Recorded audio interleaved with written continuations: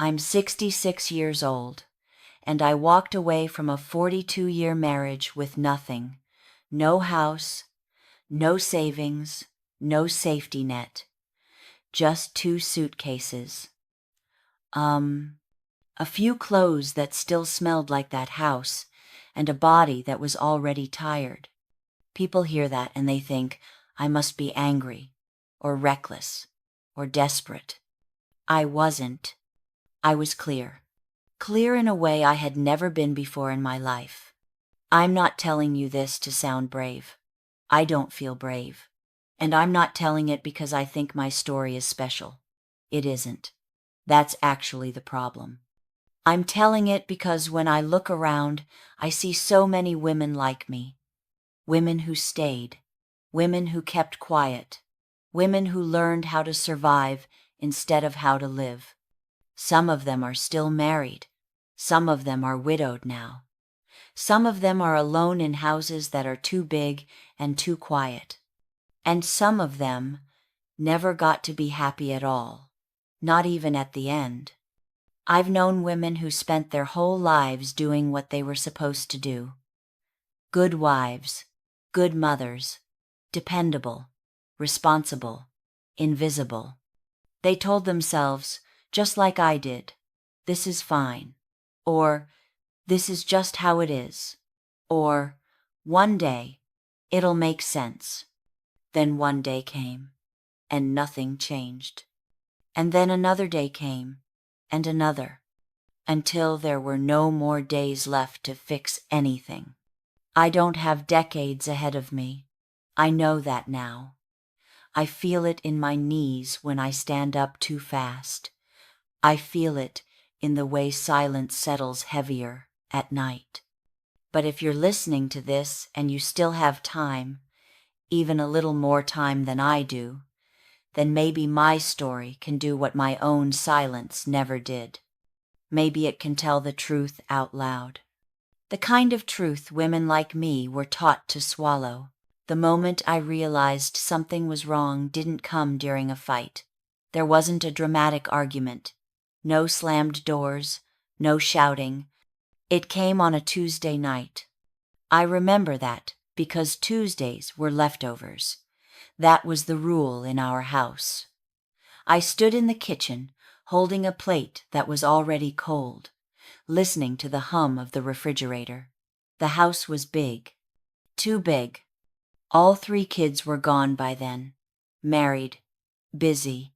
Living their own lives. The way they should. I was proud of them. I still am.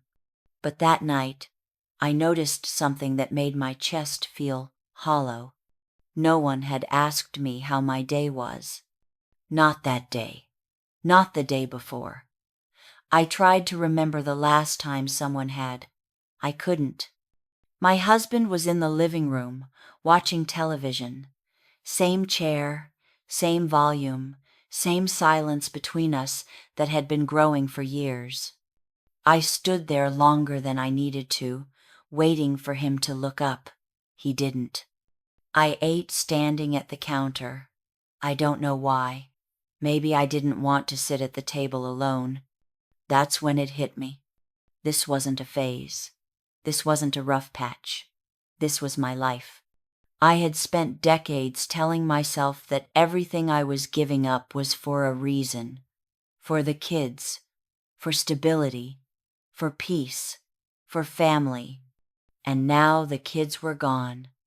And the stability felt like a cage, and the peace was just silence with a nicer name. I went upstairs and sat on the edge of the bed. I looked around that room and realized something that scared me more than any argument ever could. If I disappeared tomorrow, nothing in that house would change. The schedule would be the same. The chair in the living room would still be warm at the same hour. The television would still be on. I wouldn't be missed. I would be replaced by routine. I remember whispering out loud, just to see if my voice still existed. Is this it? I wasn't crying. That came later. That night I just felt tired, bone tired. the kind of tired that sleep doesn't fix.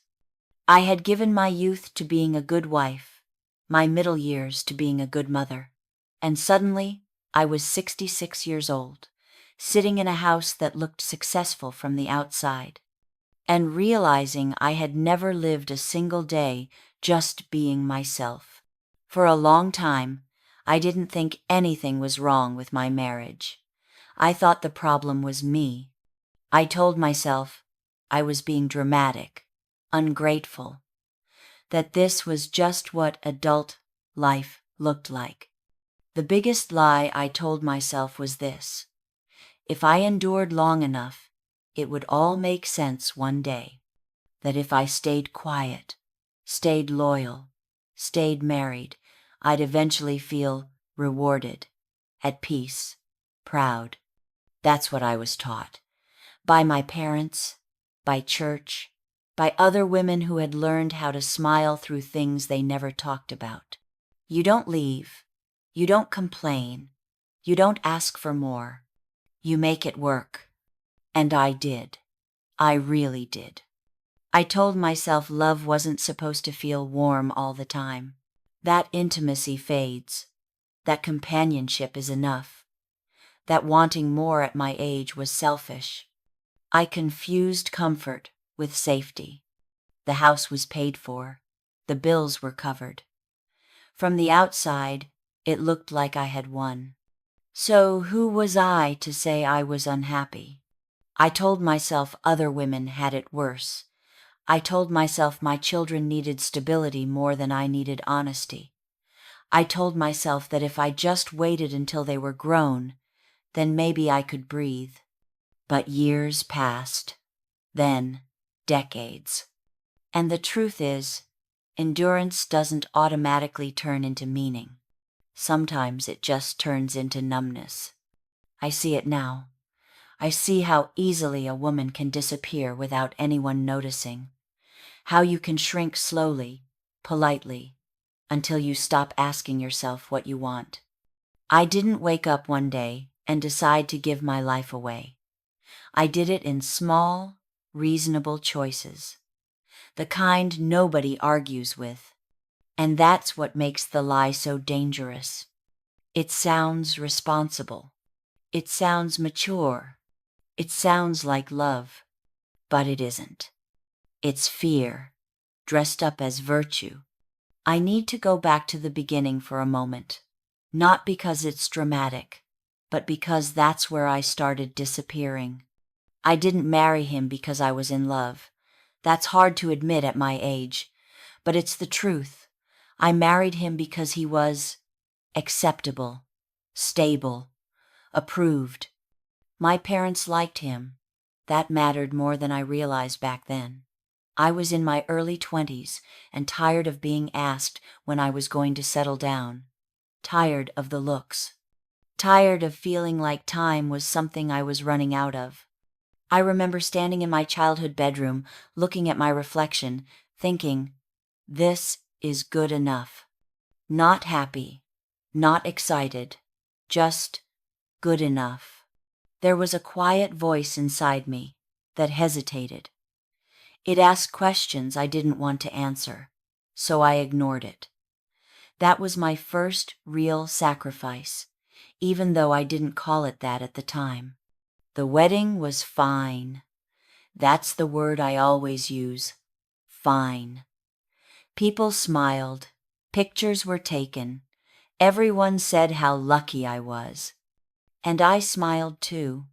I learned how to do that early. The first year of marriage wasn't terrible. It just wasn't warm. Conversations felt practical. Affection felt scheduled. When I tried to talk about feelings, it felt like I was speaking a different language. So I stopped. I told myself, not everyone needs romance. Not everyone gets butterflies. That love grows in different ways. What I didn't realize was that I was already shrinking myself to fit into a life that had never asked who I was. Little by little, my opinions softened. My needs became optional. My inner life became private. When the kids came, it was easier. Motherhood gave me a role that felt necessary, useful. I poured myself into it. It covered the quiet ache I didn't have words for yet. But sometimes, late at night, lying next to a man who felt like a polite stranger, I would think, if this is the rest of my life, can I survive it? Not live it. Survive it. And the answer back then was always the same. You don't have a choice.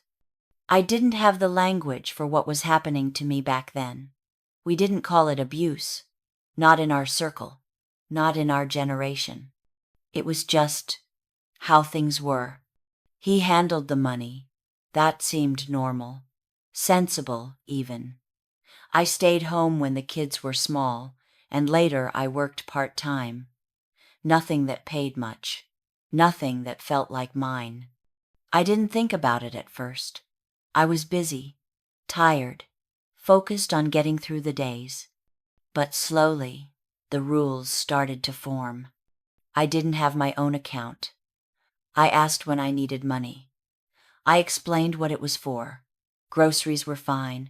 School things were fine. Anything beyond that came with questions. Why do you need that?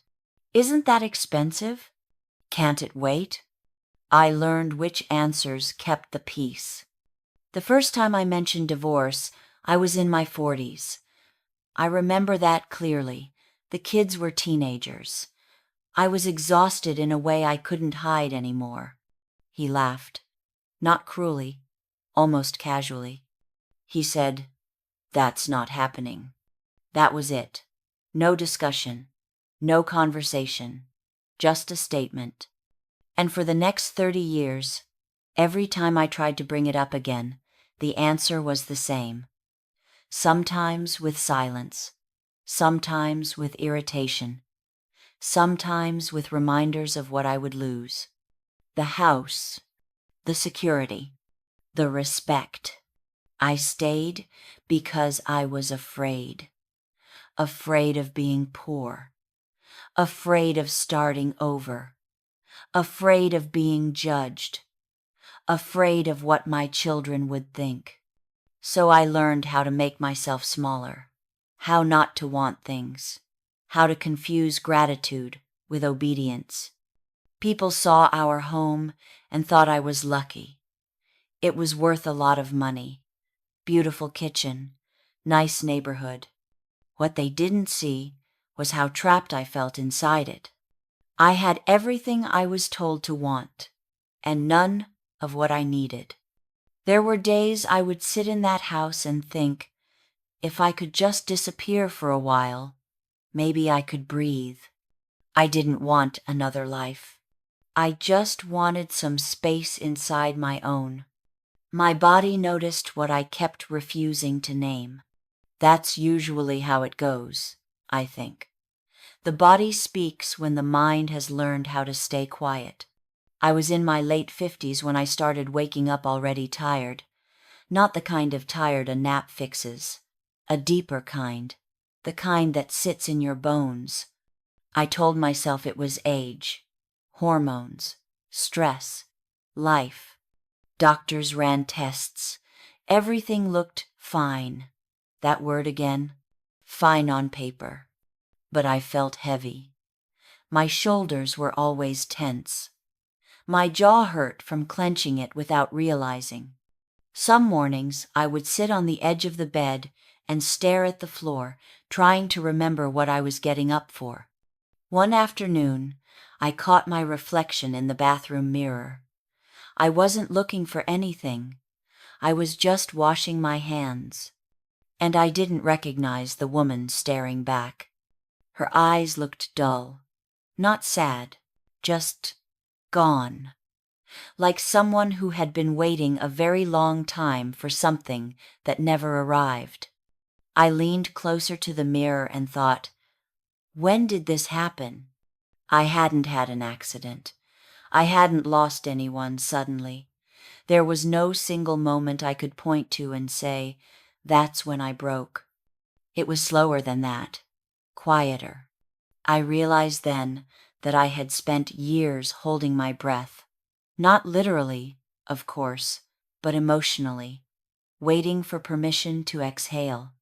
My doctor suggested walking more, meditation, vitamins, all reasonable things. None of them touched the real problem. The truth was, my life had become so small and controlled that my body didn't feel safe anymore. It was reacting to decades of being ignored. I remember sitting alone in the car once, hands on the steering wheel, and thinking something that scared me. If this is how the rest of my life feels, I don't know how long I can do this. Not because I wanted to die, because I didn't feel alive. And that was the first time I allowed myself to consider that staying might actually cost me more than leaving ever could. Staying too long in the wrong life costs more than leaving ever will. I didn't understand that for most of my life. I thought leaving was the expensive choice, financially, socially, emotionally.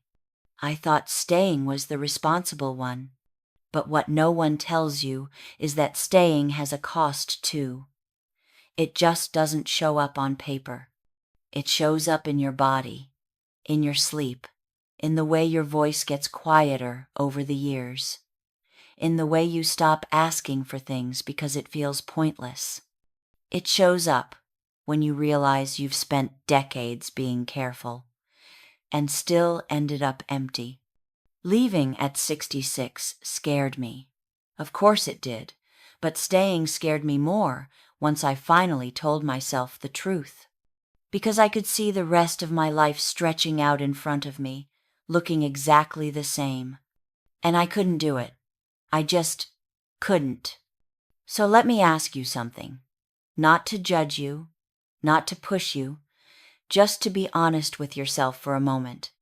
If nothing changed from today on, not your relationship, not your routine, not the way your days feel, would you be okay living the rest of your life exactly like this? Not surviving it. Living it. I didn't wake up one morning and suddenly become a different woman. There was no big speech, no dramatic plan. What changed was smaller than that. Quieter. The first thing I did was stop waiting for permission. I didn't announce it. I just noticed how often I'd been asking, silently, for someone else to approve my own life. The second thing was harder. I stopped calling comfort safety. A roof over your head doesn't mean you're safe. A marriage certificate doesn't mean you're protected. Sometimes comfort is just a well-decorated cage. I also started telling myself the truth, not out loud, not to anyone else, just to myself, in small moments, while folding laundry, while driving, while lying awake at night. The truth sounded like this: I am not okay. And once I said that, I had to stop pretending that endurance was the same thing as strength. I didn't suddenly become fearless.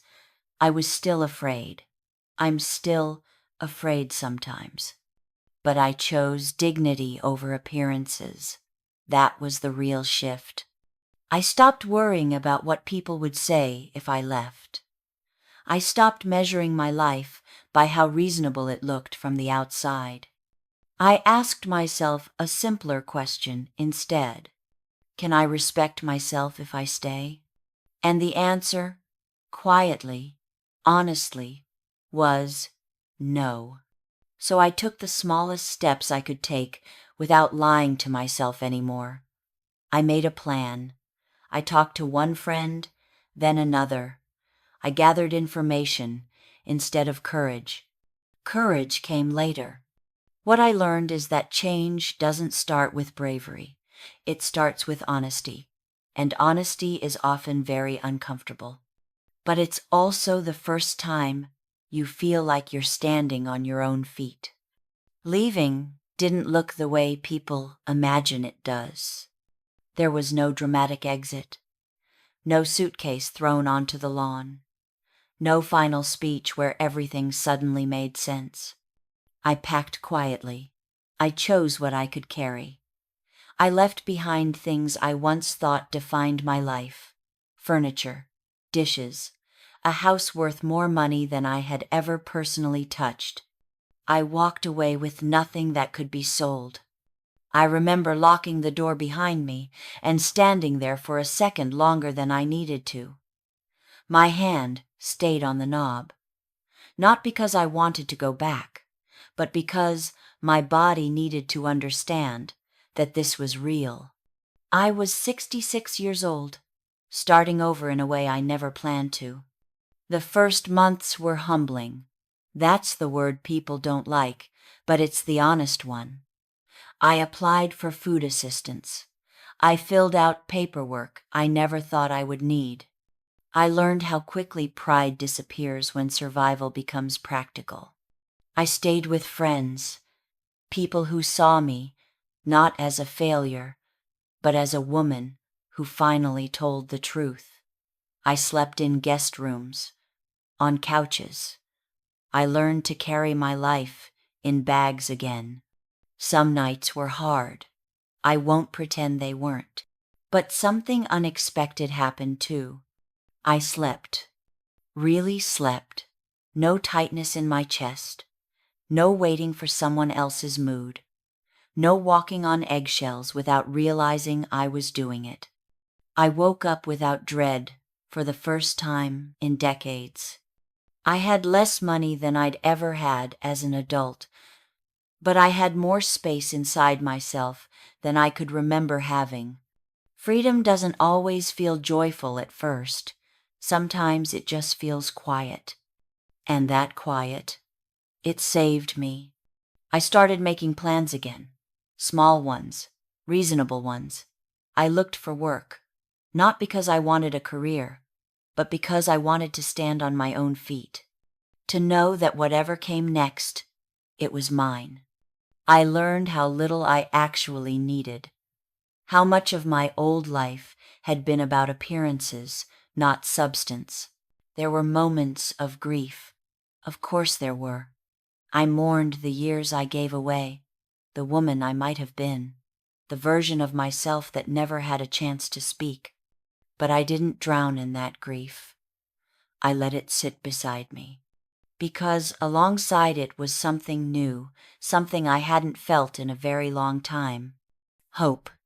Not the loud kind. Not the kind that promises everything will be easy. The quiet kind. The kind that says, you still get to choose. I don't know exactly what the rest of my life will look like. That used to terrify me. Now it feels honest. For the first time, my future belongs to me, not to duty, not to fear, not to endurance. To me. If any part of my story feels familiar, I hope you don't brush that feeling away. I know how easy it is to do that. I did it for most of my life. I'm not here to tell you what to do. I don't know your situation. I don't know what you carry or what you're afraid to lose. I only know this. Silence has a cost, and so does waiting. You don't have to make a big decision today. You don't have to leave anything. You don't even have to tell anyone how you feel. But maybe, just be honest with yourself, even quietly. If you're still here with me, I want to ask you something. What's one thing you've been postponing not because you can't do it, but because you're afraid of what it might change? And here's another question, one I wish I'd asked myself sooner. If you stay exactly where you are, doing exactly what you're doing now, will you be at peace with that when you look back? It's never too late to choose yourself. Sometimes it's just later than you hoped, but later is still alive.